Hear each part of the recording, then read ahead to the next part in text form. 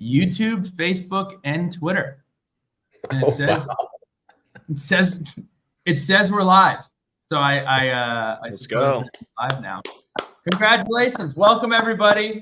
Welcome everybody to the first ever, at least for Sons of Saturday, live stream podcast. My name is Billy Ray Mitchell. I'm joined by Ed Williams as well from Sons of Saturday, and Boiler Express shot us a DM. It slid into the DMs. It slid into the DMs, and they said, "Look, let's do a podcast together." I was fired up. I was like, "Let's do it. Let's fire away." And then today, my guy Damon said, "Hey, look, we're gonna do it live. We're gonna do this live." And here we are for the first time doing a podcast live, and we are here to preview the Purdue Virginia Tech game. And like popcorn, like the first day at work, first day of kindergarten, we'll all do some introductions, maybe bring a fun fact, and we'll go around the horn. So I'll start. Billy Ray Mitchell, Virginia Tech, class of 2018. Played football from 2014 to 2018. Been running Sons of Saturday along with Pat and our supporting group, and Ed, who covers basketball primarily since 2019. Fun fact, I've lived in like 9 different states in the last 18 months. Ever since COVID happened, got in my truck, drove around. I'm actually, for Virginia Tech people, I just moved to Atlanta today. So for all my Atlanta Hokies, hello. And I'll go ahead and I'll popcorn it over to Ed. Oh, Billy kind of did my entire intro for me, but Ed Williams, 2019 Tech grad, Hokie hoops primarily. And my fun fact is one of those many places Billy Ray lived was in my house. Nice. Well, my name's Damon, or on Twitter, I'm the Ultimate Boiler, one of the hosts of the Boiler Express podcast. We've been doing this for about a year now. I didn't go to Purdue, but love the Boilermakers. My grandpa is a season ticket holder since 1985, so he's seen all the ups and downs and in-betweens of Purdue football. Absolutely love the Boilermakers. I would say probably one of my most favorite memories of Purdue football in recent times is probably everybody's answer that they're thinking of, which is the 2018 game against Ohio State, beating them 49-20, rushing the field, the Tyler Trent story, all of that was just incredible. But we're excited. The boys were all coming out to Virginia Tech, so we'll be in y'all's neighborhood this weekend. It'll be a great time, and thanks for having us on. What's going on, everybody? Dylan Kuhn from the Boiler Express podcast. Didn't go to Purdue, but what was my first football game? I was 6 months old. Fun fact. My dad raised me to be a Boiler, thankfully. I live in Ohio, so I could have easily been one of those Buckeye nerds, but I'm not, thankfully. Fun fact about me, we just talked about it pre-show. I own 5 horses, so a lot of money. Anyway, so yeah, appreciate you guys. Happy to be on. Well, you can't leave out the most fun fact. How do you measure horses? Because I didn't know. Some of our Virginia Tech people probably know this, but how do you measure horses? See, we're from our areas are a lot, the same. Literally by hands. One hand, boom, and that's your horse talk for this evening. So he comes on and he says, "Hey, look, I got a horse," which is one hell of an introduction. And he says, "It's going to be about 17 hands." I was like, "Does that mean it requires 17 people to take care of it?" What exactly? It literally means hand to hand. So fun fact of the day there, boys. That's right. So I guess I'm next. My name is Russ Johnson, lifelong Purdue fan. My parents went there, actually met there, so I wouldn't be here if it wasn't for Purdue. Did not go myself, went in the military, moved all the way out to San Diego for a little while, and back in Indiana now, and trying to go to as many games as I can. And because I'm actually in the southern Indiana, the Louisville area, kind of, my favorite Purdue memory is my dad coming down for the Sweet 16 Elite 8 run that ended heartbreakingly against one of y'all's rivals, the Virginia Cavaliers. But those 2 games between Tennessee and then Virginia were probably 2 of the greatest basketball games I've ever witnessed in person. Both of them in overtime, both packed arenas, feeling like death and hoarse when you came out of those. So I'm kind of like the history guy on our podcast. They make fun of me for being old, but I'm really only born in 89. Dylan's just a young kid. He's born like 01, 02. So 96. Thank you. But okay. But yeah, I love sports history. I just love backgrounds. I love stats, that kind of thing. I'm not as good at stats as the next guy, but I love that kind of stuff. So yeah. And with that, my name is Frank Matthews, member of the Boiler Express podcast for about a year now. I'm really into sports and analytics. That's kind of my area of specialty on the podcast. Fun fact about me, I got married on top of a mountain in British Columbia. So Cool stuff. By the way, his nickname is Big Brain Frank because he's got a big old brain.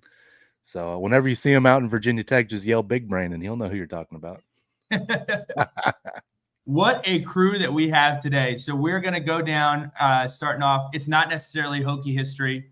You could call it the Boilermaker biography and Hokie history. But we're going to talk a little bit about the not so extraneous history of the Purdue Boilermakers and Virginia Tech Hokies. So Virginia Tech and Purdue have only matched up one time, and it was one of the weirder games in recent memory. It was in 2015. The Hokies were 2 weeks removed from Michael Brewer breaking his collarbone. A lot of people remember the clip. Michael Brewer saying, "You're going to have to hit me a lot harder than that." After playing an amazing first half, breaks his collarbone. And then, oh my gosh, we play Purdue after Furman. It's going to be the Brendan Motley show. I have no idea what to expect. Virginia Tech goes out and scores 51 points. We had a blocked punt by Anthony Shagag, 2 touchdowns to Bucky Hodges, 471 yards of Hokies offense, nearly 40 minutes of possession. Again, one of the weirder games that have ever happened, at least since I've been watching Virginia Tech. Were any of you at that game in 2015? Dylan, you probably were you? I was at that game. Yeah, I had season tickets at the time. And that Yeah, was no, I that was was actually actually, a yeah. really memorable game for me because it was the moment when I realized that we just aren't a good football program. That was like the definitive moment when we got smacked pretty hard by a Power 5 team. Yeah. Well, there's always a future. I wouldn't put that label on it yet. Always room for improvement. Sorry to interrupt you, Damon.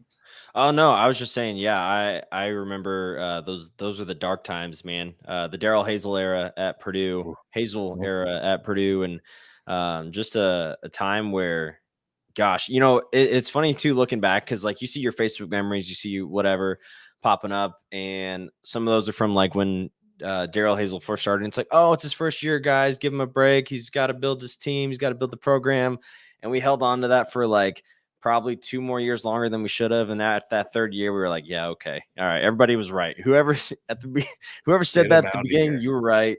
And we were, it's time to eat our shorts or whatever they say. So yeah, it was dark times. And then the only other history we have is on the hardwood. And Ed, I'll leave that to you.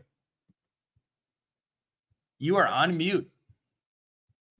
Good call. Don't worry, Ed. I do that all the time. I did a whole podcast without my mic, so don't worry.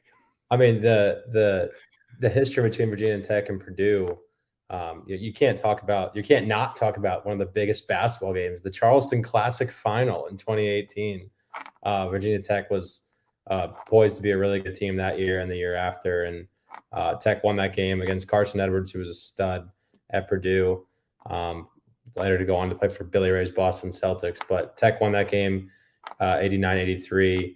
Nikhil Alexander-Walker had 25. Justin Robinson had 23. Ahmed Hill had 23. And that was the beginning of 2 straight really good seasons for the Hokies. Now you're on mute. That's the history. It's matchup number 3 coming up. And we're going to dive right into the lines. For anybody on the live stream, feel free to jump in with any questions or comments, and we will discuss them. But as of right now, Purdue sits as 3-point underdogs coming into Lane Stadium. The over-under is set at 52.5. And as close as it can possibly be, our guy, Billy Connolly, has the Hokies at 65 and Purdue at 64 in the S&P Plus rankings. So as far as storylines go, this is, I think we had somebody write in last week about this. This is probably the biggest home game of Coach Pry's short career.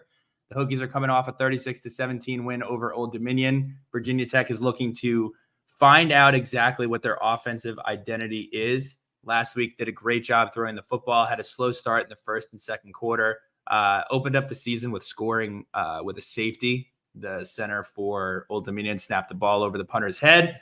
And it was 2-0 at the end of the first quarter. And everybody's like, what is going on? And we found a way to win 36-17. But from Purdue's side, what is the vibe check? What's going on? What's the storylines for you guys going into this game? Yeah, so I think a lot of people are looking at this game as a pretty important one as well for Purdue and Coach Walters.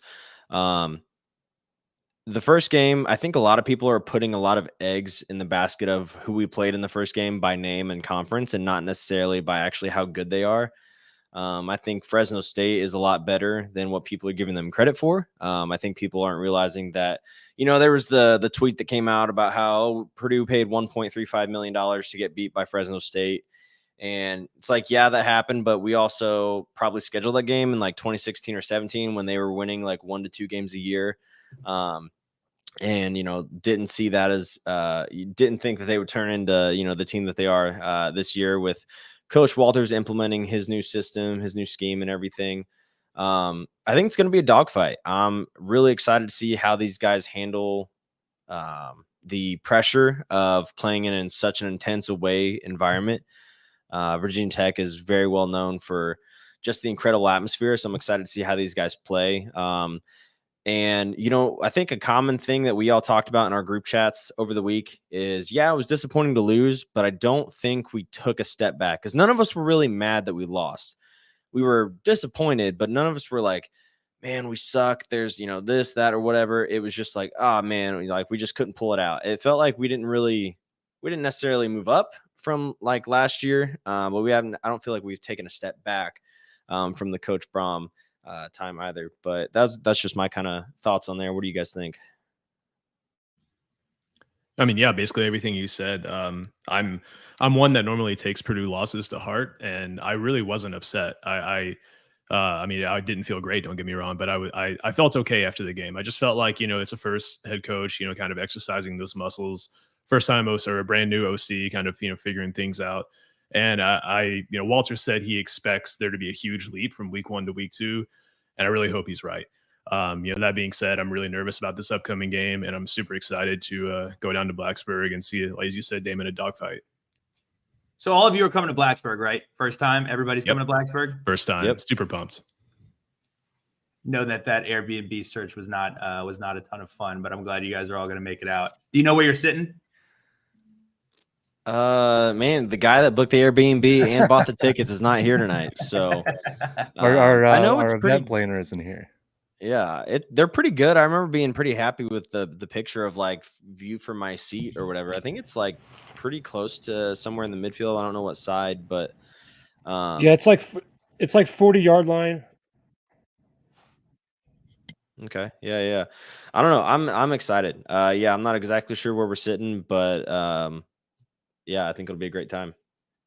So to preview the game, I thought it would be best to do a little self-scout, right? It saves me a ton of time on doing research on Purdue. It saves you guys a ton of time on doing research on Virginia Tech. So we'll start with the defensive side of the ball. Give us a little preview of what's going on with Purdue on the defensive side. Well, yeah, I think the main thing was that, Purdue's pass rush looked really good. I just thought that Fresno State's quarterback, Mikey Keene, did a really good job of just staying poised under the pressure. In fact, Nick Scorton for Purdue was the 3rd ranked pass rusher by PFF this past week, which is actually really impressive out of all the people who logged, I think, 20% of plays in their game. That being said, the secondary just wasn't great. We played mostly man, not a whole lot of zone, and the zone was atrocious. I think they completed every pass they attempted against our zone, which was only 10 plays. So I'll be really curious to see how we go about cleaning that up, how we try to switch things up. But there was one particular DB whose name I won't mention. If anyone wants to check it out, they can look it up themselves, who was targeted quite a bit. I'll be really curious to see if that carries over as well. But Russ, you were there. What was the crowd's perspective? So the crowd's perspective was, why can't we run the ball and get a yard right up the middle? And then if we can't do that, why do we keep doing that 6-7 times in a row? So the concern was definitely over Maccabee and him not getting involved in the first half. Defensively, I think people were shocked by Dylan Thieneman, to say the least, to have a true freshman lead us in tackles. And it was mentioned going into the game that he was the 2nd fastest kid on our team. And some of that stuff doesn't always translate to the field, but clearly he was, because he was basically playing free safety by himself in a 1-high look most of the game. And he stopped many plays from being home run hitters. And I think he was great for us. The rest of the DBs definitely struggled, kind of funneling the coverage either towards Thieneman or just being in the right positions at the right time. And, like Frank said, that's something that's expected to change from this week to next because, week 1 to week 2 is supposed to be the biggest jump. And if we don't see that, I think that's when you'll see Purdue fans start to really get worried. So moving on to Virginia, do you guys have anything else on the defense? No, I mean, I love our outside linebackers. I think that's definitely the strong suit of our defense. Kydron Jenkins and Nick Scorton, just two absolute animals. Kydron Jenkins, he's, I would be terrified seeing Kydron Jenkins walk towards me in a supermarket, let alone running at me full speed in pads. So, yeah, I think our outside linebackers are great. I think that's definitely a strong point, and I think that our DBs will continue to improve, like Cam Allen and Sanusi Kane. I think they're gonna, learn this defense because Sanusi Kane in particular is just a fantastic defensive player, just incredible hitter. I think maybe it's I don't know if it's just learning this new system, the new scheme or whatever, but I think we'll definitely see a jump in his play as well. And I know he's kind of nursing an injury right now to his wrist, so hopefully that doesn't bother him too much and he can come out and play this weekend. But yeah, I hope to see that leap as well. Ed Williams talking about the Virginia Tech defense. Let's give a little preview of what we think for the defense. Yeah, I thought the obviously issue with stopping the run. ODU had success running the ball all night long, both from the quarterback and from the running back position. Now, the quarterback stuff wasn't exactly designed. It was just broken plays where ODU's quarterback decided to use his feet, but gave up a lot of yards on the ground to ODU, which you would not expect or like to see as a Hokie fan. But besides that, I think it was largely fixable stuff, run fits and things like that. Coach Pry talked about immediately in the post game. Very correctable. We can work through this. The pass rush was really, really good. Defense. Power Island and Keyshawn both played really good games. Power Island obviously coming in from Florida as a transfer. Billy, I know this is in my color here on the form, but this is kind of your thing. But if you want to talk about the dudes, you can go ahead and steal that one for a second. No, I mean, the two guys that really jumped off the TV screen that jumped off the field were Antoine Power Island, who transferred in from Florida, and Keyshawn Burgos at the defensive end position. I said this on our post-game podcast, I haven't seen guys that played for Virginia Tech that have looked like that before. The pass rush was fantastic all night against Old Dominion. So good luck with those two. I'm really excited about their future. And again, it's just that we have not had that type of athlete at defensive end for a long, long time. So that defensive end position is definitely one of the highlights of the defensive side of the ball. Yeah, those two look phenomenal, and hopefully they can build on their week one performance. But the other two guys on defense that really physically stand out to me as guys that we haven't seen at Virginia Tech in quite some time are Jaden Keller and Kelly Lawson at the linebacker position. You guys will all see it in person. Kelly Lawson is a massive, massive dude and just a tremendous athlete. Closest comp I can remember in a Hokies uniform was the way Tremaine Edmonds used to look running around. Obviously, his career turned out pretty good. He's having a good NFL career himself. But Kelly has that look to him. Hopefully, he develops into that level of player. But he was on the freaks list. He was on the freaks list. He was number 32 on the ESPN freaks list, and they put out the list.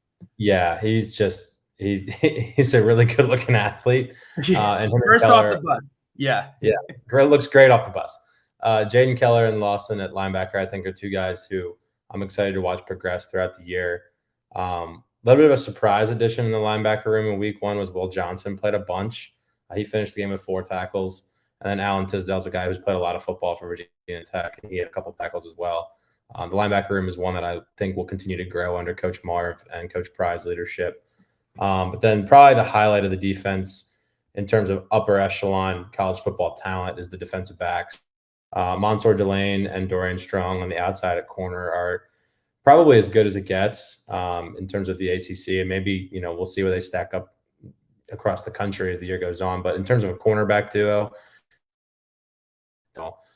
Delane was a true freshman last year. He's entering his true sophomore year now. He had 3 tackles. He doesn't really get challenged much, nor should he. And then Dorian Strong finished the first game with an interception. Outside of those two on the outside, I think there's a lot there. Good luck throwing against those two. I'll just say that. But then in terms of the safeties, we play a lot of guys in the defensive backfield. You'll notice that. But Nazir Peoples and Jalen Stroman are two that I really wanted to highlight. Nazir Peoples had 5 tackles and a pass breakup in week 1. He was second on the defense in tackles. And then Jalen Stroman had 3 tackles, but he didn't even play the whole game. So I think he would have been poised to be near the top of that tackles list as well if he had played a little bit more. So the defense is definitely something that I was really excited about going into the offseason and starting this year. I thought our defense was better than maybe it looked last year on paper. And hopefully if the offense is a little bit better in terms of staying on the field longer, you'll see our defense take that next step across the country in the national defensive rankings. So I think it'll be a really good test. Purdue obviously put up a bunch of points in week 1. So we'll see what Virginia Tech has in store defensively. We'll shift over to the offensive side of the ball, and we can go first here. The biggest question marks for Virginia Tech are definitely the offensive line and the tight end. Offensive line was great in pass protection. 0 sacks, really 0 pressures from Old Dominion in game 1. But the run game was much to be desired. We had 109 yards last game, 2.5 yards per carry. And this is with a really solid group of backs with Bashal Tootin, Malachi Thomas. We saw some Bryce Duke as well. They just didn't have a ton to work with last game. And then speaking about the tight ends, Nick Gallo had an undisclosed injury going into the Old Dominion game. It was announced today that he had season-ending surgery. Team captain, senior, played a long, long time. It's one of those guys who kind of like Perry Ellis on Kansas. You're like, how is this guy still on the team? He's been there forever. But shout out to him. You hate to see that he decided he was going to come back for that extra COVID year and ended up getting hurt. But Nick Gallo is backed up by Benji Gosnell, who's a redshirt freshman, and Daquan Wright, who's a sophomore. Both I think have huge, huge futures at Virginia Tech. They're just really green, and we're really, really short at that position, and also at offensive line too. It's an okay 5, but they got to stay healthy, and I'm going to need a better performance on the run game next week. As far as wide receiver goes, as far as I'm concerned, it is one of the success stories. As far as the transfer portal goes, it went from being the absolute worst unit on the field last year to probably the best unit on the field. Definitely the best unit on the offense. Ollie Jennings is a stud. He transferred from Old Dominion. He crushed us when he was at Old Dominion. He crushed Old Dominion last week. He had 5 catches for 2 touchdowns and 72 yards. Jalen Lane is a complete speedster. And then you have Daquan Felton, who's another guy, one of those first guys off the bus type of guys, 6'5", 207 pounds. And you watched, we were from section 5, you watched them line up. And I was like, this corner is really small. And it wasn't that the corner was really small. It was that Daquan Felton was really massive. And he didn't really get an opportunity to exploit that last game. So I think and hope that we're able to get him more involved this week. And then lastly, we'll round it out with quarterback. I think Grant Wells played really, really well. It was probably his best game in maroon and orange. We got a chance to interview him in our post game last week. He has the arm to make any throw that you want him to make. He was a little bit of a turnover machine last year. The biggest thing for him is just protecting the football and understanding. He looked really confident. Yes, did he have some overthrows last week? Yes, but he also had a couple of drops. I always say it, if it was a spear, some of the wide receivers would be dead with some of the balls that they dropped last week. But it's a really, really solid group, and I think they got some of the jitters out, and I'm really excited about his future. One thing to look out for, though, Coach Pry said this going into the season, and he reiterated it in his press conference this week. Kyron Drones, he's a transfer from Baylor, another athletic freak, strong, fast, large. He was featured early in the game, not to too much success, in primarily like a run package. And I think that's something that we're going to continue to do. I don't know exactly how those snaps will be dealt out, but it is a little bit of a wrinkle that the offense has for Virginia Tech. So interested to see how that pans out. And with that, we'll shift over to the Purdue offense.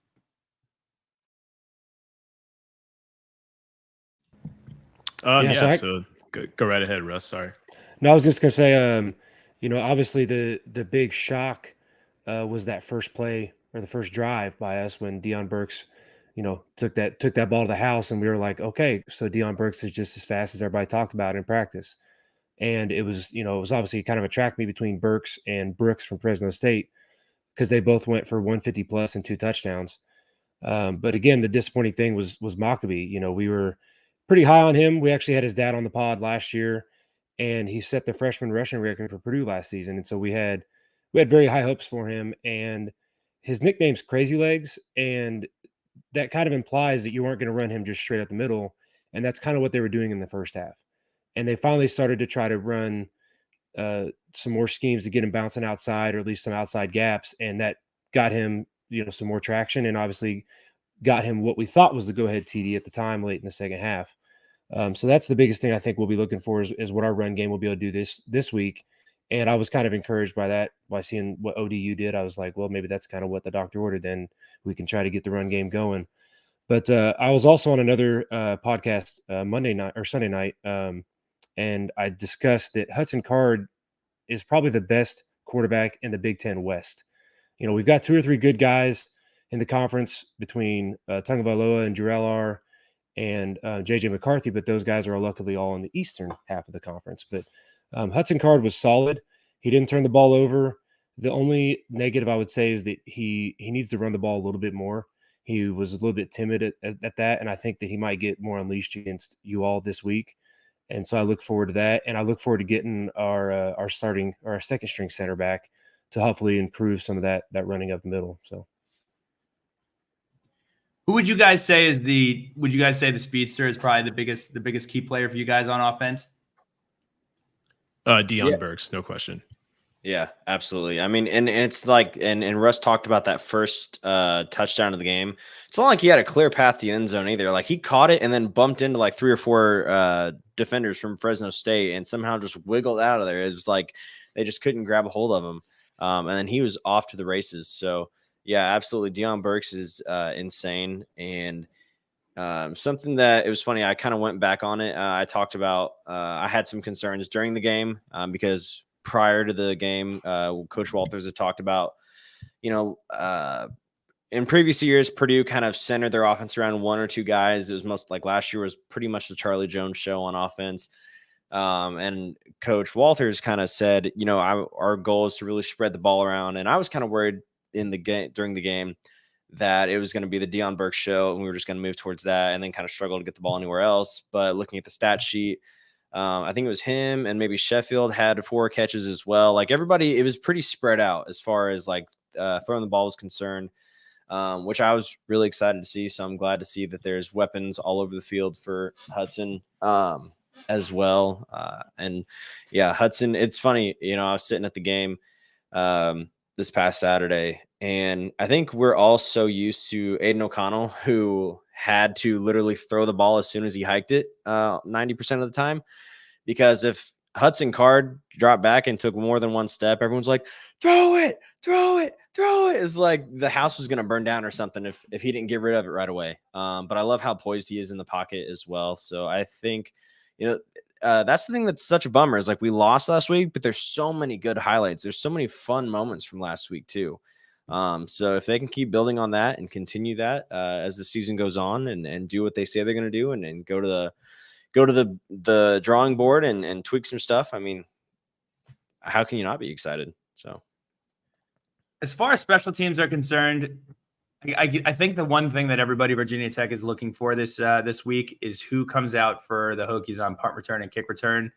Last year, our guy, White Lightning, really, really excited. Tucker Holloway was electric at punt return. He was electric at kick return. On kick return, we saw him on the front line, and on punt return, we didn't see him until the last punt return of the game. Jalen Lane, Bashal Tootin, Malachi Thomas all got their shots.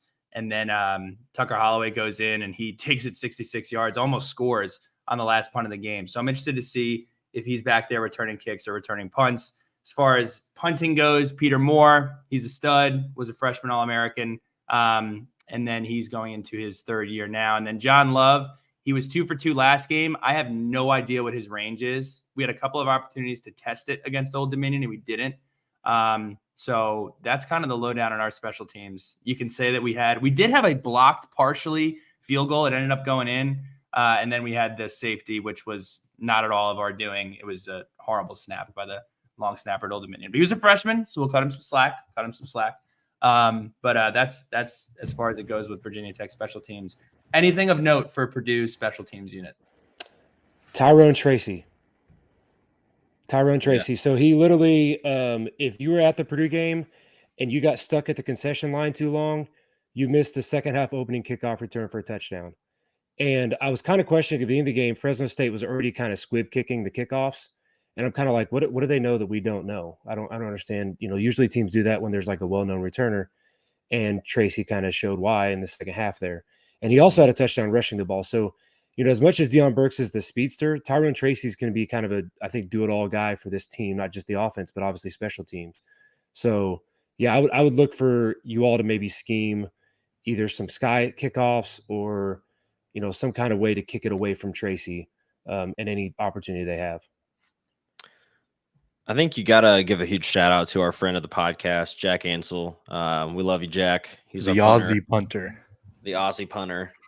Love that dude. So he's got a leg on him. He's got a leg. He does. Yeah. So one thing about that Tyrone Tracy touchdown, it was 95-yard touchdown. And we also had an 84-yard pass reception for a touchdown. And there's been a lot of talk about time of possession being a huge stat in this game. But, when you take away those two things, that's going to even out time of possession. So that's why I'm not overly concerned about being outpaced so much in time of possession stats. But we did attempt one 43-yard field goal. Kicker Ben Freehill. Unfortunately, it was missed. So we don't really know what to expect from him, as he is a new place kicker for us. So moving on to keys for the game. We'll start with Purdue. What are you guys looking for? What is your biggest I feel good about this? What is your biggest I feel horrible about this? Let's go through some keys here. I think for I feel horrible. I don't even know if horrible's right. I'm just nervous about our secondary, our DBs. Seeing what they can, how much can you really fix in a week?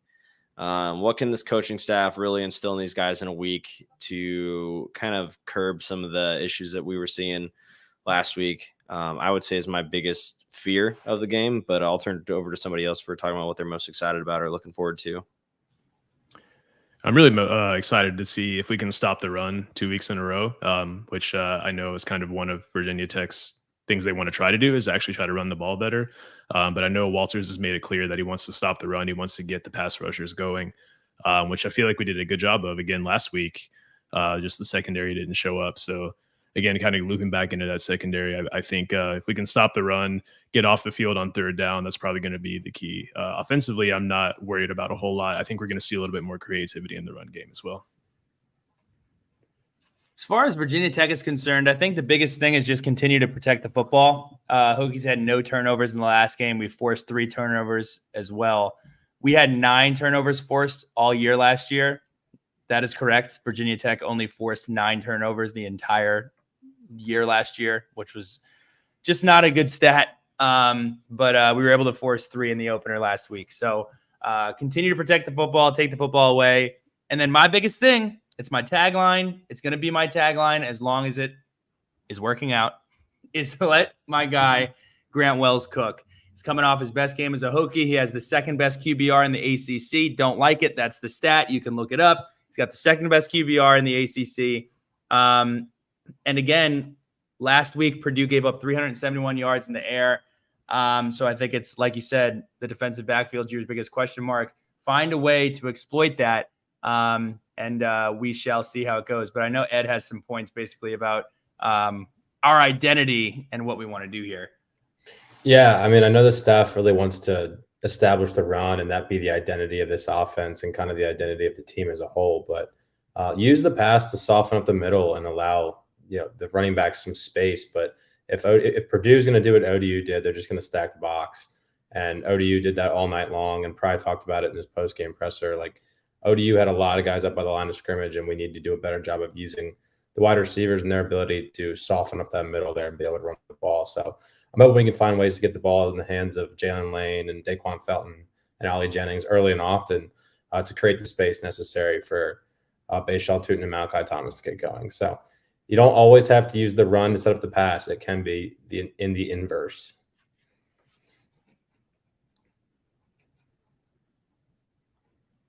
Moving right along here to score predictions. This is a tough one to do because I love hate our score defense. predictions. I love our defense. I think our offense has a chance to really put up some points here this game. We left a lot of points on the field. I think you can make the argument that Tech could have scored 50 points if they wanted to last game. I'm going to go with what I said earlier. Ed disagrees because he thinks the defense won't give up this many points. So I can't really argue with him on that. I'm going to go with 42-35. I think we're going to see a lot of points. I think we're going to see a lot of throwing the ball. I think Tech's going to throw the ball a ton. Following last week, what you saw, a lot of opportunity out there, getting Daquan Felton involved. We saw a ton of wide receivers get some burn on this past Saturday. So I'm going to go with 42-35 Hokies. Yeah, I'm going to go 24-20 Virginia Tech. So as of right now, I think that would technically be a cover. I think the line's still at 3. But 24-20 Virginia Tech, I think Purdue's defense will settle in and be a little bit better than they were last week. I think Virginia Tech's defense is good and will remain as such. I don't think it'll be as high scoring as Billy does, but that'd be a really fun game to watch in person. So I kind of hope Billy's right for that piece of it. But yeah, 24-20 Virginia Tech. All right, I'm gonna go with I got to pick my Boilers. I think Hudson Card, Maccabee and company are gonna get it going and have a fun time on Saturday. So I'm gonna go 31-20 Boilermakers. So let's see. As you can see, it's obvious here at the Boiler Express podcast, we got a lot of big brains. I'm not one of them.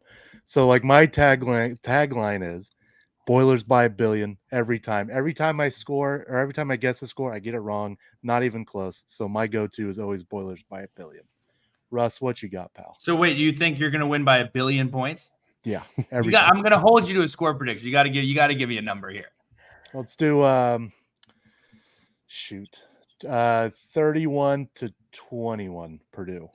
Okay. That's a little more palatable than 1 billion. Yeah, I mean, you never know. You never know. If we could score 1 billion, if you guys just don't show up, I mean, then we have a chance to do 1 billion. You never know. You never know. Russ, what do you got? Yeah, so I think our offense is pretty similar. It just might be a little spread out more for the run game. So I see Maccabee getting in the end zone again a time or two, but I see Card still doing his thing and getting 1 or 2 touchdowns as well. So I'm going to say also that our special teams gets its first field goal this season, and we make that the difference, and it's 31-28 Boilers. Big Brain Frank. Yeah, I mean, so when looking at Grant Wells last season, 25% pressure to sack percentage. I think Purdue gets in the backfield and causes some havoc for him. I'm going to guess 24-21 Purdue. Purdue gets their offense figured out. Secondary cleans things up a little bit, and they force 3 to 4 sacks. Purdue does.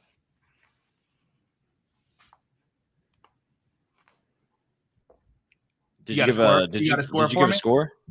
24-21. Did I not say that? Sorry. You said it. Yeah. You probably said it and I missed it.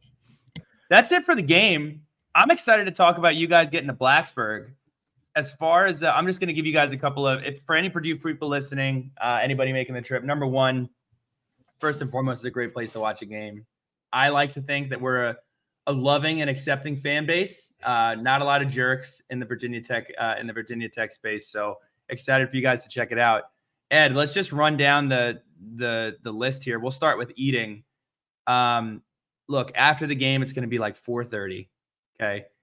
If you can get to the cellar. The cellar is conveniently located right by all the bars you're going to want to go to. Fantastic food. You can get pizza. You can get Greek food. You can get pasta. You can get whatever you want. Downstairs, there's a place, there's a bar underground. It's called, what is the place called, Ed, that's downstairs? Is it just the cellar basement? I guess it's just the cellar basement. I think, Billy, right. That is why it's called the cellar. Yeah, that the actual cellar of the cellar is downstairs. Get yourself, you're right. Get yourself some food and then go downstairs. You can do the luck of the draw. I think it's $1 and they just give you a beer. They don't tell you what it is. Sometimes you get a stout and that really sucks because you're full and you don't really want all of that. But maybe they have some pumpkin stuff mixed in there. Who knows? Ed, is there anywhere else that you would suggest to go to eat? I mean, I went to the cellar last week right before the game. So that was kind of my go-to as always. But in terms of places that, if you're only going to go spot while you're in town, in general, it would be Tots. I know Billy's going to go to drinks in a second, but Tots these days also has really good food that comes from bots right underneath Tots. So if you like barbecue, they actually have really good food these days. So you can knock it all out in one. If you only have time to go to one spot, I would say Tots. You're speaking our language. Yeah, we should have started with this part of the podcast right here. That's what we should have started. Yeah. Tots is short for top of the stairs. Bots is short for bottom of the stairs. So that's the move for food, for drinks. The only other one I would say, I'm from New Jersey. I do have a very specific palate when it comes to pizza. But if you are coming to Virginia Tech, there's a place called Benny's, which has literally the biggest pizza you've ever seen. It's literally like this big per slice. So head on over there. It's fantastic. I've had a lot of beers, and I just really want some grease and some cheese in my life. It's fantastic. It's also available in the stadium. Benny's with a B, right? Not like that breakfast place, right? Right. Yes. Yes, Grandpa, with a B. Turn up the hearing aid, Russ. Come on. So are you saying that this pizza, is it bigger than an Indiana pork tenderloin? I've never had an Indiana pork tenderloin. I can't. Okay, so if you guys ever find yourselves in Indiana for some reason, maybe you guys are playing the Boilermakers again in a few years, you've got to get it doesn't matter where you go either. You got to get a pork tenderloin. It's probably from some dive bar is like the best place to get it. But it's literally like a pork tenderloin this is the size of it, and then it's like, here's the bun. And it's amazing, and you could probably eat on it for like a week. But that's like a joke in Indiana, is like the ridiculous size of the pork tenderloin. So I thought that was going to hit a lot better than it did. So I apologize to everybody listening and watching at home. Thomas Train, shout out to you for being a train. That's got to be a Purdue guy, right? Huh? with a name like that, what are we doing? It's got to be. I don't know. It's going to be a couple honorable mentions for you. McAdoo's, it's a little further away from campus. They have great wings. Sharkies, you're probably not going to have a chance to get in there and get food before it gets crazy. But what if we tell them we know you? Will that get us from maybe Sharkies is a friend of the podcast. They do they sponsor our Sharkies shoutouts segment. So there we go. No promises, but they do have fantastic wings. I am a buyer of the wings over at Sharkies. As far as drinks are concerned, I got you covered. First and foremost, sponsor of the podcast. PBR is available only at Lane Stadium. It is the only stadium in America that serves PBR. It's available at Benny's. So that's over on the Purdue sideline on the opposite side of the student section at around the 10-yard line, if you're kind of measuring it out. So you can get your pizza, you can get your beer. Very, very reasonable. I said this last game. The prices for food is very reasonable. I went up and I got a chicken tender platter. It came with chicken tenders, chips. I got a beer and I got a popcorn. It was like $21. So the prices are not crazy. There's no, it's not nuts. You don't have to take out a second mortgage to go get some food at Lane Stadium. As far as drinks are concerned, before and after the game, I'm giving you guys 4 stops. Okay. And I'm going to follow up, and I hope that you guys have hit all 4. Number 1, Sharkies. Sharkies is fantastic. It's right next to the cellar. Get yourself a Long Island iced tea. That's their signature drink, but I want you to ask them to put some Sprite in it. Long Island iced tea with Sprite. It's fantastic. You need about 3 of them to get to where you want to go. Tots has the Rail. It's the most famous drink in Blacksburg. You need about 1.5 of them to get to where you want to go. It has everything in it. You're forgetting that you're like an abnormally large human. You need 1. Yeah. Okay. Not everybody also large human. Good. Yeah, we're some big dudes. Not everybody played yeah. football in college. Not everybody was a lineman in college. Most people need 1. That's true. One of my favorite and most underrated places to grab a drink as well. These are all very close. Like you can walk to each one of these places in about 4 minutes. So I'm not telling you to go over here, go over there, go over here. It's all very centralized. Then there's River Mill. River Mill is a kind of like an Irish pub. It very much toes the line between towny and student bar. You get both vibes. But go over there and get a River Bomb. It's just an Irish car bomb. They're fantastic. They sell thousands of them on St. Patrick's Day. Great place. I literally go in there, get a car bomb, and leave. That's what I do. And then the last one is Hokie House. You can do the orange effect. You can do the maroon effect. If you're into this kind of thing, cigarettes inside. It's the one place in Blacksburg where they do that. They have an upstairs. They have a downstairs. They got karaoke. huge bar, great spot, a lot of cool memorabilia up there in the Hokie House. So that's my drink report card. Ed, am I missing anywhere? Is there anywhere else they need to go for a drink? They have this new bar. Shout out to our old bar, Big Al's. It's where I always used to go. I loved Big Al's. But Big Al's has transitioned into a place called El Centro. I refuse to not recognize that, so I call it Big Alejandro's. You can go up there and you can get tacos. You can get all that kind of stuff. So those are all good spots. I would say Sharky's gets really crowded.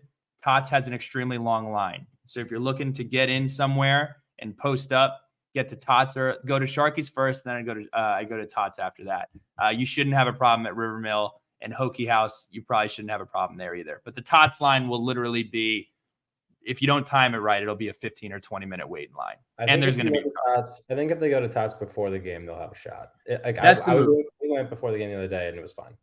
Yeah, if you go before the game, you have no problems. Of course, that'll also be like 10:30 in the morning. So Tyler Campbell makes a great point. You could just tailgate. Great tailgate scene in Blacksburg, Virginia. We'll text you guys a place to go to tailgate on game day, but you can't really go wrong. Everywhere around the stadium, you can walk around. People are super nice. Great spots to bounce around at. In terms of sights to see, Ed, I'll let you start this one. You're bringing someone to town their first time in Blacksburg. Where are you taking them? I don't know. I always like just walking around downtown, which is where all the places you said are located. So after the game, definitely walk around downtown. But I guess if you find someone to give you a good little tour guide, there's a way to walk from the stadium to downtown where you can kind of walk through the campus and see the drill field and see the pylons. Just kind of get a general feel for Tyler Campbell. Shout out Pat Finn. That's the guy you need to give the campus tour on. Pat Finn, who's not here tonight. He does the famous, he has that backwards walk and talk and point thing, him and his dad. So that's, if you run into Pat Finn, he's your man for a campus tour. But yeah, I mean, if you have a chance to walk through campus, it's a really pretty campus. It's kind of unique, I feel like. But just walk through the campus, see the drill field, the pylons, and then my favorite part of Blacksburg in general is the downtown area. So definitely, you guys will find your way down there. I have no doubt. As far as like beautiful buildings, if you guys are into architecture, Burris Hall, absolutely beautiful. Kind of the middle of campus. There's a drill field that separates where students live and then where they go to study. So it's all very centralized. Across from Burris Hall is where the 416 Memorial is. That's always something, if you're going for the first time, check that out. And then the pylons are really cool. Great view of the drill field and overall campus. All the things we're talking about, by the way, are like a 10-minute walk from each other. Yeah, so, I was going to say, everything Billy just said is within probably 8 minutes of the downtown area. So. Right. All the Purdue folks are probably like, dude, I don't have my Segway. I can't. It's not even a mile. Yeah, not even a mile. Any questions from the folks in here from Purdue or watching on the live stream? Any questions, anything that we didn't cover that you guys want to get done? The game day environment's going to be unlike anything you've ever seen. I know the Big Ten has awesome traditions, but completely expecting a sellout crowd. It's an Orange effect. Everybody's interested to see what uniforms the Tech breaks out. We rarely wear orange, and we rarely win in orange as well. That's one of the. Come on, Orange. Come on. Yeah, let's go, Orange. Yeah. So we've got the orange background right now. Like, let's go. It is an Orange effect this week. So, any questions? Anything we didn't cover? Just for like Purdue fans and just background in general on your program. I know you guys have a second-year coach. You're feeling a little bit better this year. What's like the trajectory of your program? Like, what are you guys expecting this year? What do you guys think the bar is for your program this year and maybe moving forward? Sure. So long up and down, mostly down towards the end of the tenure with our previous coach.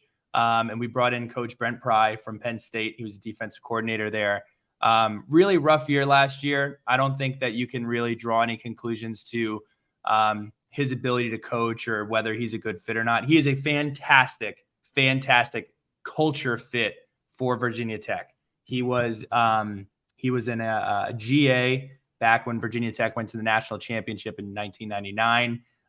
Fantastic behind the microphone, fantastic at the podium. Really, really young coaching staff. Chris Marv, I personally think is going to be an absolute superstar. He played linebacker for Coach Pry at Vanderbilt. Coach Tyler Bowen, he was the tight ends coach at Jacksonville under Urban Meyer. He was the interim offense coordinator at Penn State. And the big difference is there was a cultural change that had to happen, and there is a athleticism gap that had to be filled last year. The team had zero. I don't want to say zero. That's disrespectful. The team had very, very little talent last year, and that reflected. But Tech was close in a lot of football games that they played last year. Very close to beating NC State, who was ranked at the time at NC State. They lost the game by 1 point. Lost Georgia Tech by 1 point. They played really well against Pittsburgh. If Israel and Abanikanda wasn't on the team, might have won that game, but he rushed for like 500 yards against us. The vibe around the program, very positive. Needed to win the game last week. We did. I think the bar for Virginia Tech this year, I think the bar is go to a bowl game. That's kind of what everybody is kind of focused on right now. Have a solid recruiting class, getting back in the footprint of the state of Virginia. So that's kind of the vibe right now. Everybody loves Coach Pry. Everybody loves the offseason that we've had. The offseason was an A+ by all standards. So I think that's our goal is to get to 6 wins, and that would be a step in the right direction for the program. I want to ask you guys the same question, but I did not highlight something that I can't believe I forgot. And thank you so much, Les Hodges, for bringing this up in the comments. Center Street is unlike anything you have ever seen. Center Street is a wooded area behind the stadium. And I don't go because I had been a couple of times and it's primarily students, but it is absolute pandemonium. Barstool Sports has come out and said that it's one of the best tailgating environments in college football.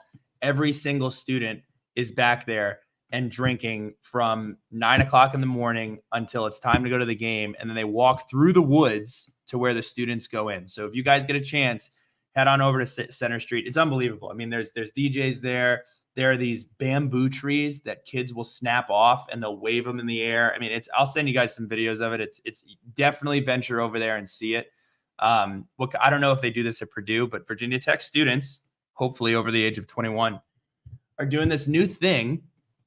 You're going to see students carrying around gallons of water. And continue. And I went up to a student last year and I said, "What is the deal with this gallon of water?" And they said, "Oh, it's a Borg." I said, "Oh, what is that?" So what they do is they take a gallon of water, they put Mio into it, and then they also put vodka in it. And it's called the name of a Borg is a Blackout Rage gallon. Hopefully nobody is doing that, but that is what you will see. So if you see students walking around with gallons of water that is colored, that is they're not hydrating. They're not. Well, no, because if you ask the students, they say, "Well, it's a gallon of water. You just pour half of it out." I don't know if that's how it works out. I know you guys are kind of analytical, but that's what they do. So I guess you could say that this game will be in Blacksburg, Virginia. Yes. Nailed it.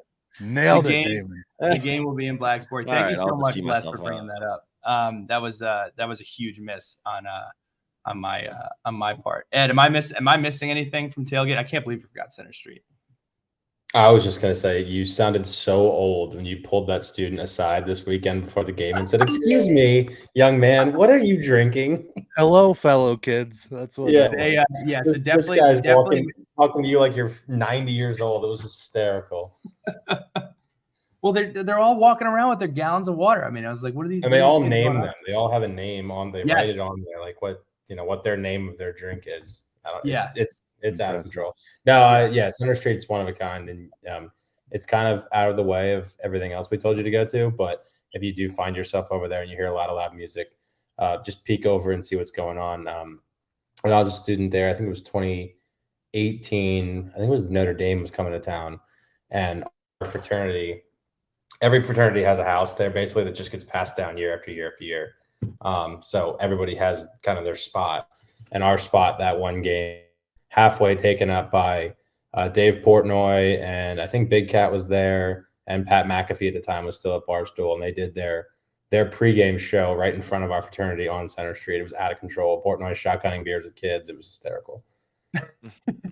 I think Tyler Campbell nailed it. Center Street is the city of Miami packed within a 1 square kilometer. It's Project X in real life. Literally look it up on YouTube. That is exactly what it is.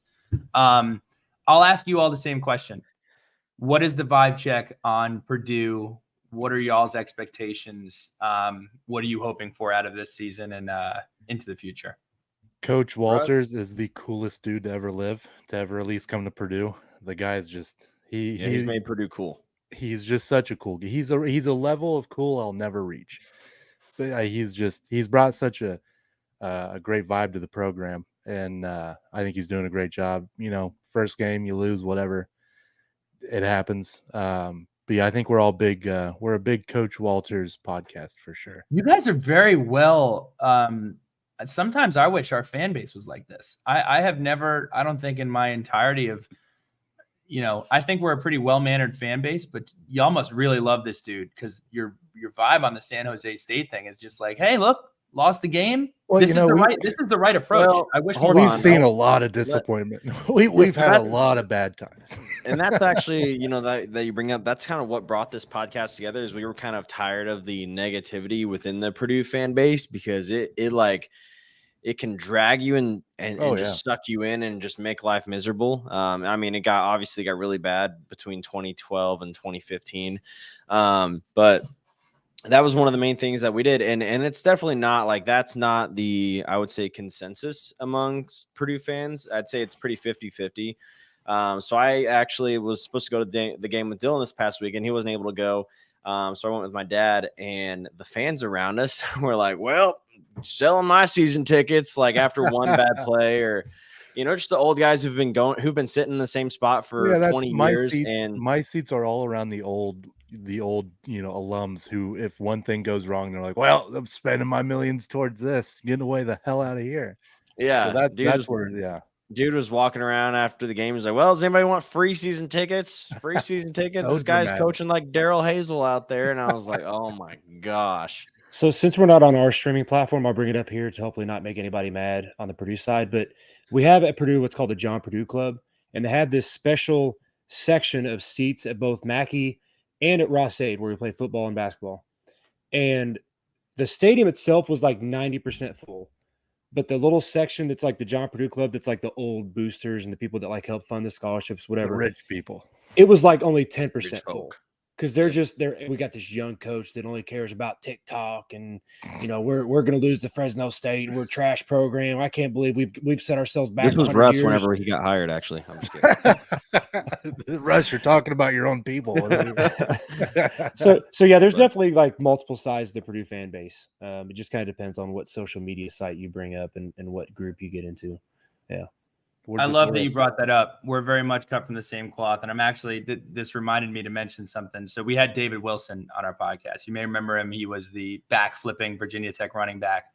And when we interviewed him, I asked him kind of about what's his motto for life? And he's like, find the good. Everybody wants to talk about the bad, find the good. And that reminds me that this week they'll be honoring the Hall of Fame inductees for Virginia Tech athletics. So David Wilson is going in. He'll be in town for this football game. Kyle Fuller will be going into the Hall of Fame as well, along with Malcolm Delaney, Bob Bowman, Jasmine Reeves, Alexander Ziegler, and Carrie Mason. So they're all going to be honored at halftime, I believe, of this football game. But I would say do not miss this. The last time David Wilson went on the field, which was last year, he did like 8 backflips in the middle of the field, wearing a Burberry suit. It was pretty incredible. That's impressive. So make sure you don't miss out on that. Did we miss anything? I have one more question about game day in particular. Sure. One of the things we're most excited about is Inner Sandman. How far in advance to kickoff would you suggest we be in our seats to make sure we get to see all the pregame stuff? So I'll tell you, I go in about an hour and 10 minutes before kickoff. Sure. There is nothing like it. I would say if you want to see everything, go in no later than 30 minutes, would you say, Ed? Like 30, 40 minutes before kickoff. You're going to get the marching Virginians. You're going to get to see the team run back in before enter Sandman and then run back out for Sandman. It's unbelievable. It's one of the there's nothing like it. I would say go in about 30 to 40 minutes before kickoff. Is there anything else from a pregame festivity thing that's worth seeing, Ed? I mean, we do shout in the third quarter.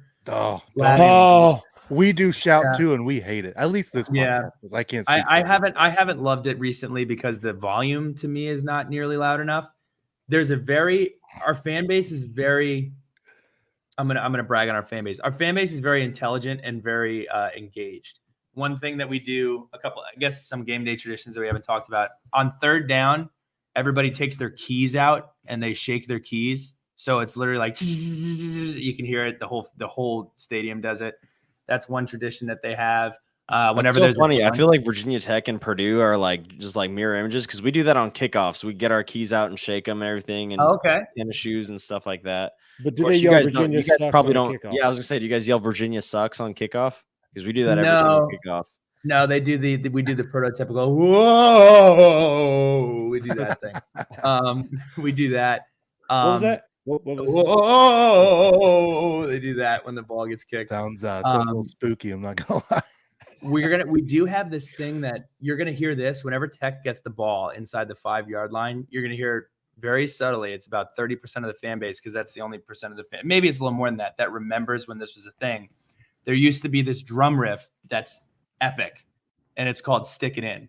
And it's you'll hear when the ball gets inside the 5-yard line, you're gonna hear the fan base is going, "Stick it in, stick it in." What happened was years ago, this was happening on television on ESPN, and one of the band members made an inappropriate gesture with a flute or a clarinet or something, and they didn't play it for like 20 years.